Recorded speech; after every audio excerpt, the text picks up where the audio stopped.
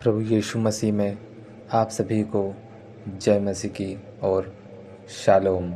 मेरे प्रिय भाई और बहनों, आज हम मत्ती रचित सुसमाचार के 6वें अध्याय के 33वें वचन के बारे में विचार विमर्श करेंगे और यह वचन हमारे जीवन में सबसे महत्वपूर्ण क्यों है इसके बारे में आपसे बात करेंगे और इस वचन का जीवन में क्या महत्व है इसके बारे में आज हम सीखेंगे।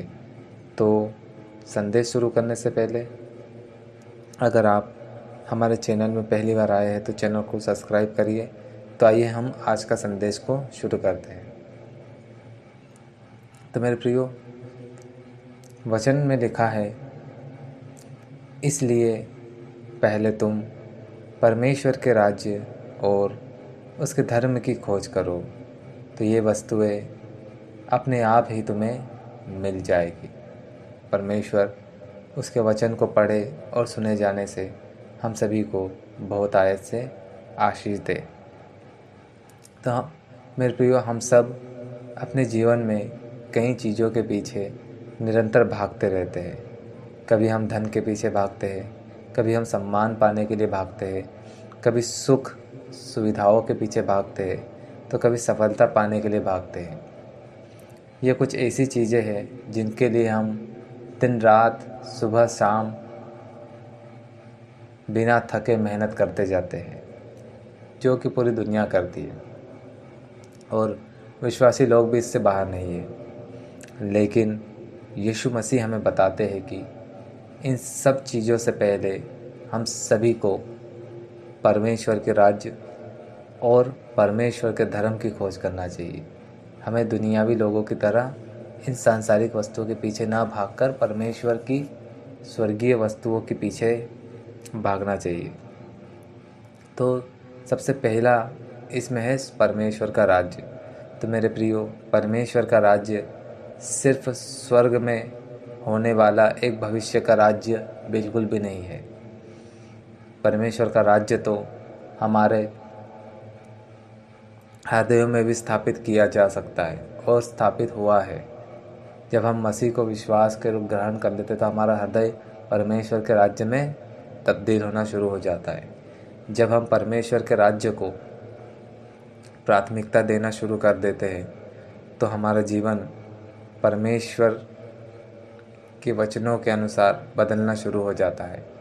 परमेश्वर हमारी सोच को बदल देते हैं, परमेश्वर हमारे व्यवहार को बदल देते हैं, परमेश्वर हमारे निर्णयों को बदल देते हैं, परमेश्वर हमारे जीवन में पाए जाने वाले पापों को हमसे दूर कर देते हैं, परमेश्वर हमारे अंदर की सारी गंदगी को बाहर निकाल देते हैं। और ये सब कुछ तब होता है जब हम परमेश्वर के राज्य के बारे में समझ जाते हैं और उसके वचनों पर कार्य करना शुरू कर देते हैं। फिर दूसरा पॉइंट इस वचन में है कि परमेश्वर का धर्म। तो मेरे प्रियो, परमेश्वर का धर्म किसी भी प्रकार के धार्मिक रीति रिवाजों का पालन करने से ज़्यादा एक व्यक्ति का परमेश्वर के साथ व्यक्तिगत रिश्ता या संबंध कैसा है इस पर निर्भर करता है।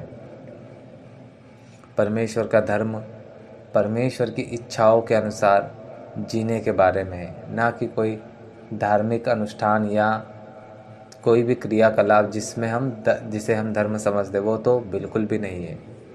जब हम परमेश्वर के धर्म को अपनाते हैं तो हम उसके नियमों का पालन करते हैं और परमेश्वर के वचनों के अनुसार ही हम जीवन जीते हैं। यही परमेश्वर का धर्म है।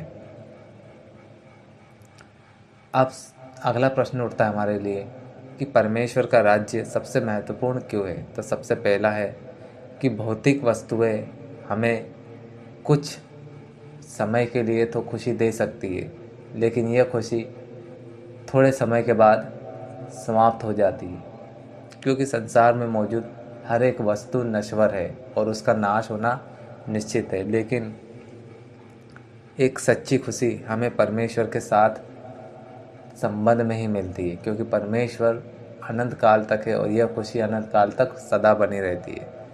फिर जब हम परमेश्वर के राज्य की खोज करते हैं तो हमारे अंदर हम एक शांति महसूस करते हैं, और वो शांति ऐसी होती है कि कठिन समयों में, मुसीबतों में भी वो शांति कभी भंग नहीं होती।